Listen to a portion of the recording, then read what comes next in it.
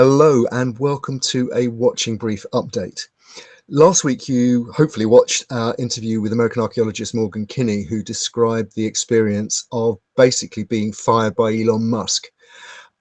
It was chaotic, it was disturbing, it was upsetting, and I think many people will have felt pretty ground down by the end of it, thinking what colleagues are going through in the United States at the moment, not just in the federal service like Morgan, but also across universities and projects that receive federal funding. However, in terms of Morgan's own case, we have an update. I'm recording this on Friday afternoon, and yesterday evening, Thursday, the 6th of March, Morgan sent me a couple of links to articles which suggest there may be some movement, possibly in a positive direction, for people like Morgan who were probationary workers, which basically all that meant was that you'd only been in a job for less than a year and it hadn't been fully confirmed. So it doesn't mean you were under any kind of disciplinary or anything like that. It was simply an administrative exercise. But probationary workers were the first to go. And there are now two cases which have a bearing on this. The American website Government Executive on the 4th of March published an article which suggested, or in fact stated, that a court ruling had found that the Office of Personnel Management illegally ordered agencies to terminate large numbers of employees during their probationary period. And that's mostly those hired within the last 12 to 24 months, the last 2 years. This could affect up to 25,000 employees.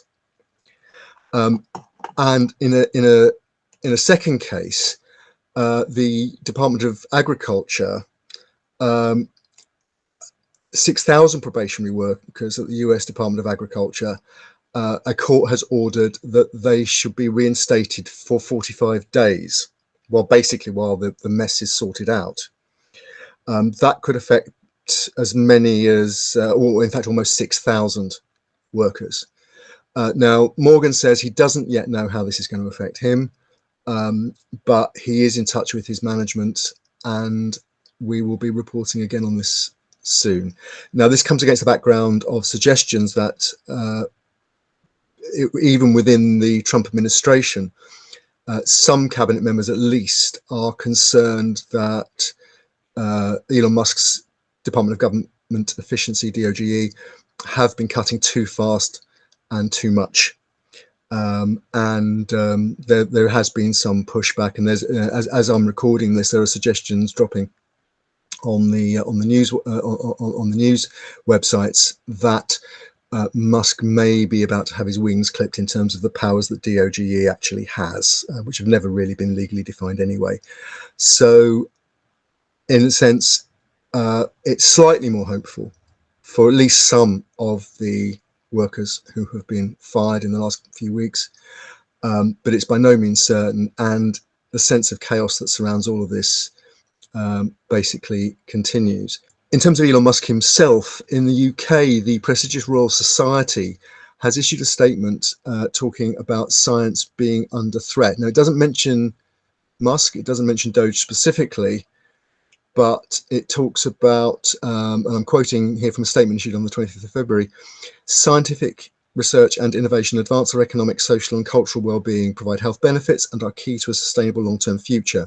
However, we live in times of great geopolitical, technological, environmental and demographic change, and the values that have driven science for the benefit of humanity are under threat.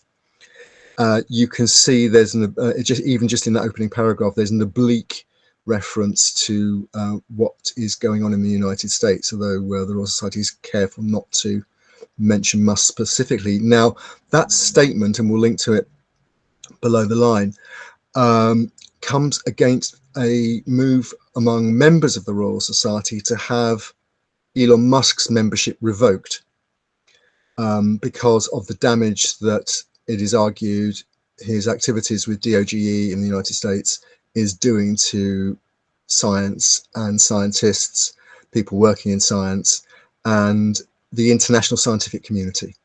Now, there was a meeting earlier this week that was reported in The Guardian, amongst other places, whereby there appears to have been no specific move to deselect, if you like, Elon Musk. He remains a member of the Royal Society for now, but the Society did talk about its disciplinary processes being held in private, so it may be that there'll be moves on that in future. That's it for this Watching Brief update. We'll be back with a full-length Watching Brief next week, when we'll be talking about various reports from UK archaeology, which we think aren't getting the kind of coverage that they should. See you next time.